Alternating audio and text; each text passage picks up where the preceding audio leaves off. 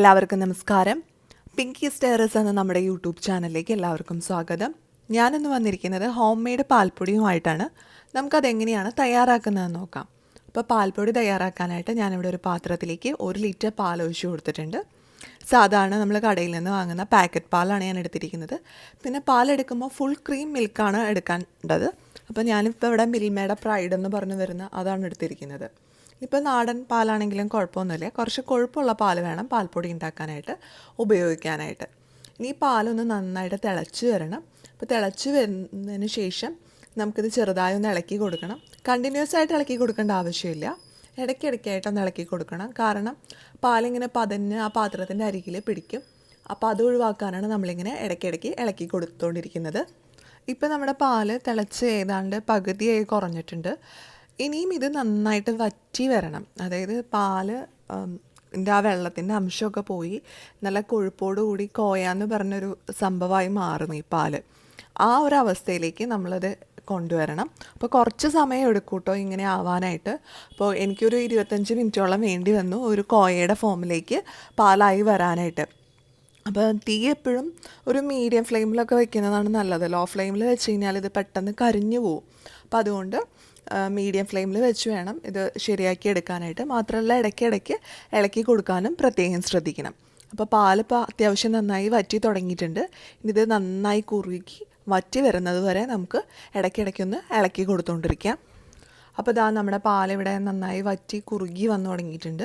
കുറച്ചും കൂടി വെള്ളത്തിൻ്റെ അംശമുണ്ട് ഇതിൽ. അതും കൂടി നന്നായിട്ടൊന്ന് പോയി ഒന്നും കൂടി ഹാർഡായിട്ട് വരും. ആ ഒരു സമയം വരെ വെയിറ്റ് ചെയ്യണം. പിന്നെ നിങ്ങൾ പാൽപ്പൊടി ഉണ്ടാക്കുന്നുണ്ടെങ്കിൽ നോൺ സ്റ്റിക്കിൻ്റെ പാത്രം എടുക്കുന്നതാണ് നല്ലത്. കാരണം വേറെ ഏത് പാത്രം എടുത്താലും അത് അടുക്കി പിടിക്കാനായിട്ട് ചാൻസ് കൂടുതലാണ്. നമ്മളിതിൽ എണ്ണയൊന്നും ചേർത്ത് കൊടുക്കുന്നില്ലല്ലോ. അപ്പോൾ നോൺ സ്റ്റിക്കിൻ്റെ പാത്രം എടുക്കാനായിട്ട് ശ്രദ്ധിക്കുക. അപ്പോൾ അതാ നമ്മുടെ പാലിൻ്റെ വെള്ളത്തിൻ്റെ അംശമൊക്കെ പോയി ഇതിപ്പോൾ നന്നായി കുറുകി വന്നിട്ടുണ്ട്. ഇനി നമുക്ക് സ്റ്റവ് ഓഫ് ചെയ്യാം. അതിനുശേഷം ഇതൊരു പാത്രത്തിലേക്ക് മാറ്റാം. അപ്പം ഞാനിവിടെ ഒരു പാത്രം എടുത്തിട്ടുണ്ട്. ആ പാത്രത്തിലേക്ക് നമ്മൾ കുറുക്കിയെടുത്ത പാലിൻ്റെ ആ കൂട്ട് ഒഴിച്ചു കൊടുക്കുകയാണ്. ഇനി ഇത് നമ്മളൊരു 12 മണിക്കൂർ നേരമെങ്കിലും ഫാനിൻ്റെ അടിയിൽ വെക്കുക. അതിൻ്റെ ആ വെള്ളത്തിൻ്റെ അംശമൊക്കെ കംപ്ലീറ്റ് ആയിട്ട് പോയി കിട്ടും. അപ്പോൾ 12 മണിക്കൂർ നേരം ഫാനിൻ്റെ അടിയിൽ വെക്കണം. അതിനുശേഷം നമുക്കിത് ഫ്രിഡ്ജിലെടുത്ത് വെക്കണം. അപ്പോൾ ഫ്രിഡ്ജിലെടുത്ത് വെക്കാതെ നല്ല വെയിലൊക്കെ ഉണ്ടെങ്കിൽ വെയിലത്ത് വെച്ച് ഇത് ഉണക്കിയെടുക്കാം.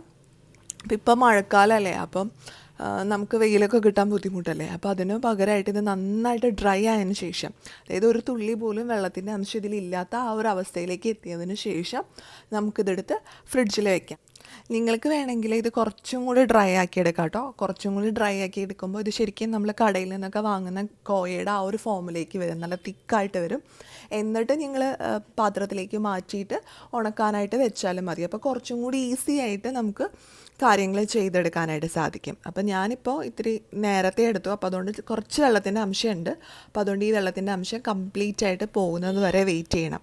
അപ്പോൾ കംപ്ലീറ്റ് ആയിട്ട് വെള്ളത്തിൻ്റെ അംശം പോയതിന് ശേഷം ഞാനതെടുത്ത് ഫ്രിഡ്ജിൽ വെച്ചു. ഒരു 3 ദിവസം ഞാനത് ഫ്രിഡ്ജിൽ വെച്ചു. 3 ദിവസം കഴിഞ്ഞിട്ട് പുറത്താണ് എടുത്തത്.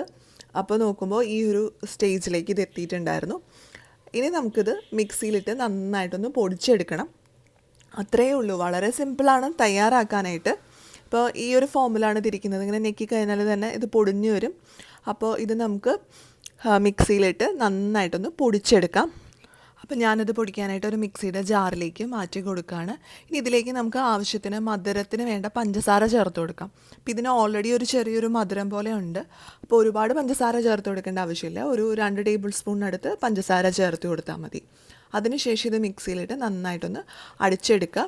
അപ്പോൾ ഇത് മിക്സിയിലിട്ട് അടിച്ചെടുത്തതിന് ശേഷം ഇത് നന്നായിട്ടൊന്ന് അരിച്ചെടുക്കണം. കാരണം ഇതിൽ തരികൾ പോലെ ഉണ്ടാവും. അപ്പോൾ അരിച്ചെടുത്ത ശേഷം വേണം നമ്മളിത് ഉപയോഗിക്കാനായിട്ട്. അപ്പോൾ ഞാനത് നന്നായി പൊടിച്ചെടുത്തിട്ടുണ്ട്. ഇനി നമുക്കിത് അരിച്ചെടുത്ത് ഒരു പാത്രത്തിലേക്കാക്കി മാറ്റാം. അപ്പോൾ ഇതാ നമ്മുടെ പാൽപ്പൊടി ഇവിടെ റെഡി ആയിട്ടുണ്ട്. നമ്മൾ 1 ലിറ്റർ പാലാണ് എടുത്തത്.